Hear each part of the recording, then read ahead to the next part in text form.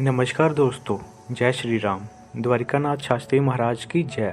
27 अप्रैल 1992 तकरीबन दोस्तों 29 साल हो चुके हैं जब द्वारिकानाथ शास्त्री जी और उनकी पत्नी सती चंपा जी ने समाधि ली थी। आज के दिन काफ़ी लोग ऐसे होंगे जो कि द्वारिकानाथ शास्त्री महाराज को जानते होंगे और काफ़ी ऐसे लोग होंगे जो अभी तक इनके बारे में नहीं जानते होंगे। तो आइए इस वीडियो में द्वारिकानाथ शास्त्री महाराज के बारे में जानते हैं, उनकी पूरी बायोग्राफी के बारे में बात करेंगे और उनका जन्म कहाँ पे हुआ था और उनकी समाधि कहाँ पे है।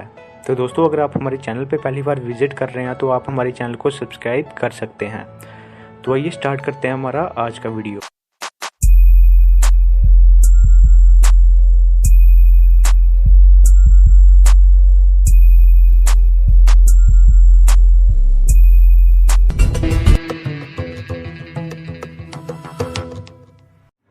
तो दोस्तों, द्वारिकानाथ शास्त्री जी, जिनको हम सिर्फ जम्मू कश्मीर में ही नहीं बल्कि पंजाब, उत्तर प्रदेश और हिमाचल प्रदेश जैसे राज्यों में भी जाना जाता है। तो दोस्तों, द्वारिकानाथ शास्त्री जी का जन्म 22 दिसंबर 1949 जम्मू के एक सेरी गांव में हुआ था। तो दोस्तों, जो द्वारिकानाथ शास्त्री जी के माता पिता और उनके पूर्वज थे वो भी गांव सेरी पंडिता के रहने वाले थे। लेकिन दोस्तों, किसी मुस्लिम फ़कीर व्यक्ति ने उन्हें सुहांजना जाने की सलाह दी थी। तो दोस्तों, उसी के बाद उनके जो माता पिता है वो गांव सुहांजना में रहने के लिए आ गए थे। जम्मू से करीब 15 किलोमीटर की दूरी पर निकी तवी के किनारे गांव सुहांजना स्थित है। द्वारका शास्त्री जी के माता का नाम बसंती था और उनके पिता का नाम पंडित परमानंद था। तो दोस्तों, द्वारकानाथ शास्त्री के माता पिता की शादी हुए 11 साल हो चुके थे, लेकिन उनके घर में कोई भी संतान नहीं थी। तो दोस्तों, कहा जाता है कि एक बार की बात है कि पंडित परमानंद जो कि अपने घर में एक काम में व्यस्त थे, उसी समय एक तपस्वी उनके घर में आया। तो दोस्तों, पंडित परमानंद जी ने उन्हें भोजन और फल अर्पित किए। दोस्तों, उस समय परमानंद जी बहुत दुखी थे। तो दोस्तों, भोजन करने के बाद तपस्वी ने पंडित जी को दुखी हुए देखकर उनसे दुख का कारण पूछा। तो दोस्तों, परमानंद जी ने बताया कि मेरी शादी हुए 11 वर्ष हो चुके हैं, लेकिन मैं आज भी निसंतान हूँ। दोस्तों, उस समय तपस्वी ने परमानंद जी को एक मंत्र का जाप करने को कहा। तो दोस्तों, उसके बाद कहा जाता है कि जैसे ही परमानंद जी ने उस मंत्र का जाप किया, उसके बाद वो जो तपस्वी थे वो अदृश्य हो गए। दोस्तों, उसके बाद पंडित परमानंद जी ने उस मंत्र का जाप तकरीबन 1 साल तक किया। तो दोस्तों, उसके ही 1 साल बाद 1949 में पंडित परमानंद और माता बसंती के घर में एक पुत्र पैदा हुआ। दोस्तों, पंडित परमानंद जी की एक बहन भी थी। जी हाँ दोस्तों, उसका नाम था महादाई। तो महादाई ने उस पुत्र का नाम द्वारिकानाथ रखा, जो कि उसकी पुत्र की बुआ लगती थी।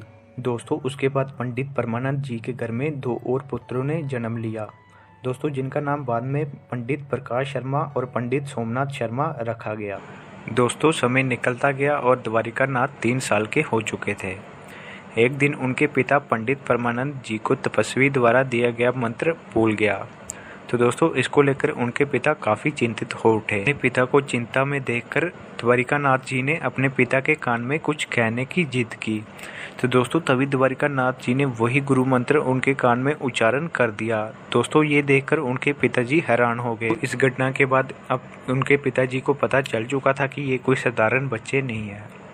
काफ़ी समय बीतता गया। उसके बाद एक मुस्लिम फ़कीर व्यक्ति एक दिन उनके घर में आए। तो दोस्तों, जैसे ही उन्होंने द्वारिकानाथ शास्त्री जी को देखा और उनके पिताजी से बोले कि इस बच्चे की आंखों में नूर है और ये एक दिन अवश्य जानी मानी हस्ती बनेगा। तो दोस्तों, ऐसा बोलते ही उनके पिताजी हंस खेल उठे। उसके बाद उनकी शिक्षा की बात कर ले तो 1975 में उन्होंने 10वीं क्लास स्कूल कोटभवाल से पास की।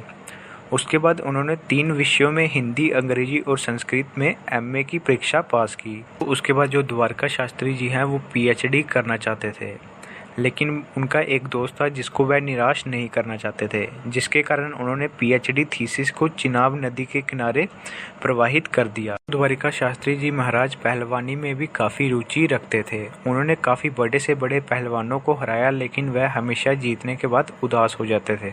इसका कारण भी उन्होंने बाद में बताया, जब वो एक हीरानगर नामक गांव जो कि डिस्ट्रिक्ट कठुआ में स्थित है, वहां पे उन्होंने इसको लेकर ये कहा कि मैं हर युद्ध में पहलवानों को हराया है, लेकिन मुझे हर विजय पर अहंकार हुआ है, इसलिए मैं आज से सदा सदा के लिए पहलवानी का त्याग कर रहा हूँ। तो दोस्तों, इसके बाद द्वारकानाथ शास्त्री जी ने पहलवानी का त्याग कर दिया था। उसके बाद केवल वह लोगों को पहलवानी सिखाते ही थे। तो द्वारिकानाथ शास्त्री जी ने सेना में 2 महीने तक कमीशनिंग की है और सीनियर लेक्चरर भी रहे हैं। दोस्तों इसके बाद वह नौकरी छोड़कर घर वापस जम्मू आ गए थे और उन्होंने आईएएस की तैयारी शुरू कर दी थी। उसके बाद द्वारिका शास्त्री जी ने पहले ही प्रयत्न में जो कि 82% अंक के साथ परीक्षा को उत्तीर्ण कर लिया था। दोस्तों उसके बाद वो 1981 में राजकीय शिक्षक नियुक्त भी हुए। तो अक्सर द्वारिका नाथ शास्त्री जी फ्लाई मंडाल के एक विद्यालय में पढ़ाया करते थे।